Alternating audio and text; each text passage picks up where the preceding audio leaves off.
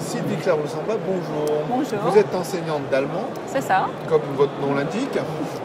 Et vous êtes dans l'Est de la France. À Metz, vous préciserez le nom de l'établissement. On va parler donc du sujet de la classe implicative. Alors, évidemment, avec le numérique, on sait qu'on implique un peu plus les enseignants comme les élèves. Et donc, vous allez me parler d'une expérience qui date déjà depuis 2-3 ans, C'est dans ça. les prémices de l'idée jusqu'à ce que vous fassiez au moins une journée aboutissement. Voilà. Je vous écoute. Donc effectivement, je suis enseignante d'allemand au lycée Louis de Cormontaigne à Metz. Et puis il y a 3 ans, au salon Educatis de 2014, nous avons découvert la classe inversée dans une matière et on a été très vite séduits parce qu'en fait, on cherchait des pistes pour faire autrement. On était assez insatisfaits de la manière dont se passaient nos cours. On trouvait les élèves trop passifs, trop attentistes, disons, trop consommateurs. Et on s'est dit non, ça ne va plus, il faut qu'on trouve d'autres façons de fonctionner. Et donc on a décidé, je dis on parce qu'on a été toute une équipe, 10 professeurs, à s'impliquer pour une classe de première ES. Donc durant toute une année, on a préparé notre projet entre nous, on s'est familiarisé avec des outils, on a réfléchi aux tenants, aux aboutissants, aux changements que ça allait impliquer dans notre manière de faire. Et donc on s'est lancé au mois de septembre avec une classe de première ES. Donc comme je le disais, 10 professeurs impliqués, y compris l'EPS, ce qui n'est pas forcément très courant, y compris le professeur documentaliste. Et voilà, et on s'est lancé.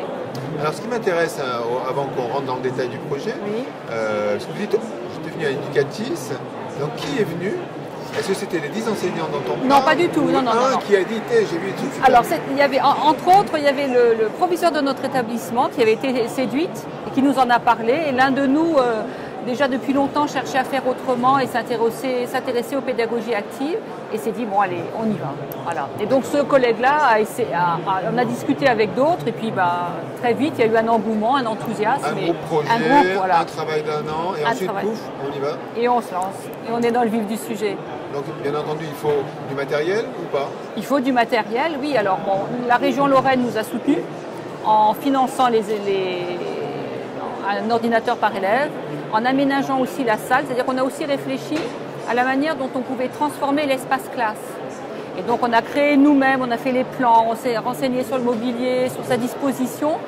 Et on a fait une classe en îlot et donc la région nous a aidés dans notre projet. Matériel informatique. Matériel informatique, oui, c'est ça. Ordinateur portable pour chaque élève et l'aménagement d'une salle qui leur était dédiée. C'est-à-dire que la classe avait sa propre salle et c'est les enseignants qui tournaient. Voilà. Ce qui est très pratique. Voilà. Et le fait d'ailleurs, non seulement c'était pratique, mais en plus le fait que les élèves aient eu leur propre salle, ils se sont véritablement appropriés cette salle. Et ça a complètement changé aussi leur rapport entre eux et le rapport à l'école. Ah oui, ça a été complètement différent. Psychologiquement, ça change beaucoup. Oui. C'est clair. Quand on voit les petits 6e qui découvrent l'autre environnement et qui passent à une école, on pourrait peut-être penser à le faire beaucoup plus tôt. C'est clair. C'est une des préconisations que j'avais fait il y a quelques années. Mais bon, continuons. Donc en fait, des ordinateurs, une classe qui a déjà réfléchi un petit peu à arrêter le face-à-face. C'était un peu le sujet, de passer de face à face au côte à côte. Résultat, est-ce que c'est évident tout de suite pour les enseignants? Est-ce que c'est évident tout de suite pour les élèves? Alors tout de suite, non, il ne faut pas se leurrer, il y a un temps d'adaptation, mais les choses se sont faites progressivement, c'est-à-dire que les élèves ont été de plus en plus responsabilisés dans leur relation face au travail, dans leur relation face à l'école.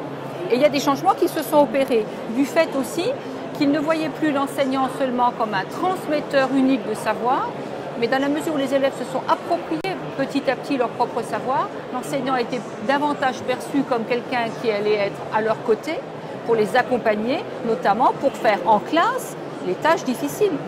On caricature très souvent la classe inversée en disant les cours se font à la maison, puis en classe on fait des exercices. C'est pas du tout ça. On donne aux élèves des choses très simples à faire à la maison, mais toutes les tâches complexes sont faites en classe. Et pour pouvoir réaliser ces tâches complexes, l'élève a évidemment besoin de la présence de l'enseignant à ses côtés. Notre manière de travailler nous a permis aussi de mieux connaître nos élèves. Grâce à certains outils numériques que nous avons utilisés, nous avons été plus à même d'individualiser notre enseignement. C'est-à-dire qu'en amont de la séance, on donnait un certain travail à faire à l'élève. Je mets volontairement au singulier. Le professeur pouvait corriger, prendre connaissance de ce qu'avait fait chaque élève et au fur et à mesure donc voir si ce qu'il avait prévu pour la séance était trop difficile ou non et véritablement adapter son enseignement à chacun. Résultat, au niveau des enseignants, on peut en parler, et des élèves, est-ce que, on pose la question bêtement, les résultats scolaires, est-ce que par rapport à ce qui se faisait avant, est-ce que vraiment on voit un gap? Alors, dès l'instant où nous avons décidé de nous lancer dans cette expérimentation, on s'est dit qu'il faut un regard extérieur. Donc on a fait évaluer notre expérimentation par un sociologue de l'Université de Lorraine et 2 psychologues qui ont donc suivi la classe sur 2 ans et qui l'ont comparée à une classe témoin. Alors au niveau des résultats, on arrive à 96% de résultats positifs au niveau du bac, donc de réussite au niveau du bac. Ce qui nous a surtout nous intéressé, au-delà des données purement chiffrées, c'est les répercussions que cette expérimentation a eues sur le rapport de l'élève face à l'école. Et c'est là que les études des psychologues et des sociologues nous éclairent, puisque au travers de plusieurs enquêtes qu'ils ont menées auprès des élèves, les élèves ont répondu qu'ils avaient un rapport à l'école qui avait changé, qu'ils avaient retrouvé pour certains le goût d'apprendre, le plaisir de venir à l'école. Et ce qui est assez frappant, c'est que ces élèves n'avaient pas du tout été sélectionnés.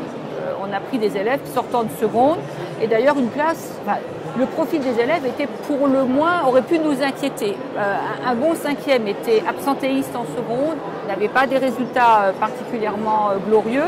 Certains sont passés en appel, en commission d'appel. On peut vous dire que les élèves n'ont pas été sélectionnés. Et on a constaté en première qu'il n'y avait plus du tout d'absentéisme, plus de retard. Donc ça prouve que les élèves se sentaient bien dans cette classe. Autre chose aussi, à laquelle on ne s'attendait pas du tout. Au moment des interclasses, les élèves ne sortaient pas de la salle, voulaient rester dans leur... C'était leur classe. Ils se sont vraiment approprié l'espace.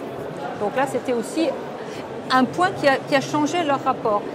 Il y a d'autres choses qu'on évalue rarement dans le système traditionnel, comme le sens de l'organisation, le renforcement de l'autonomie, la créativité, parfois aussi le sens de l'anticipation, c'est-à-dire que les élèves anticipaient, prenaient de l'avance dans leur travail. Et ça, ce sont des choses qui sont, dans la manière dont on évalue les performances de nos élèves, qui sont rarement prises en compte, alors qu'elles ont transformé pour beaucoup le rapport d'une majorité d'élèves face à leur travail et face à l'école.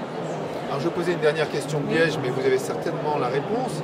C'est que les sociologues, je ne sais pas si c'est des chercheurs, etc., vous leur avez donné du mal à entendre, puisque quelque part, vous arrivez sur une expérience où on modifie la position de la classe, on donne une classe aux élèves alors que ce n'est pas ça qui se fait en général, on met du numérique alors que ça change, on fait de l'individualisation des parcours, de la classe inversée, et on dit, avec tout ça, débrouillez-vous pour trouver la solution. Donc quelque part, est-ce que c'est un tout qui a fait qu'effectivement il y a eu du changement? Je pense que c'est la conjugaison de plusieurs phénomènes. Le rôle du numérique est indéniable, ça facilite tellement de choses. Le rapport différent au temps et à l'espace, c'est-à-dire qu'on n'apprend plus exclusivement en classe, mais aussi à un autre moment avant la classe, après la classe, hors la classe. Cette continuité qu'il y a dans les moments, dans les espaces-temps et lieux véritablement, ça a été un facteur important. Et puis aussi les relations sociales qui ont vu le jour, ça a véritablement changé la donne. Et ces 3 aspects-là, le numérique, le rapport temps-espace qui change et les relations sociales, ces 3 axes-là ont fait système, se sont complétés et ont créé une dynamique qui a véritablement changé les choses. Vous avez peut-être aussi travaillé sur le calendrier des élèves. Moi, j'avais vu en Norvège que, par exemple, le prof d'allemand faisait une journée allemande. Alors ça, nous ne l'avons pas fait. Non, nous n'avons pas fait. En revanche, ce que nous avons privilégié, en particulier le professeur principal et aidé de 2 collègues, c'est sur les moments d'accompagnement personnalisé. Il y a eu des temps d'échange vraiment importants avec les élèves. C'est-à-dire on les a fait réfléchir sur leur manière de voir l'école, sur la motivation, sur leurs difficultés. Il y a eu un dialogue assez régulier avec les élèves pour aussi mieux répondre à leurs attentes et puis mieux les aider, tout simplement. Alors du coup, ces petits chanceux qui ont été choisis par hasard, vous l'avez dit. Complètement. Est-ce que ça ne fait pas des jaloux? Est-ce que quelque part, dans la dynamique de l'établissement, il n'y a pas une volonté de dire, attendez, on va faire Alors, des jaloux chez certains élèves, si. Ça a suscité des envies aussi. Et d'autres équipes maintenant se mettent en route. Cette année-ci, il y a une seconde avec une équipe de profs complète qui se met aussi à travailler dans ce sens-là et une équipe de première, bien sûr.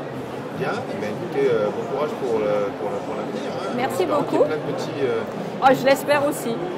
Merci beaucoup.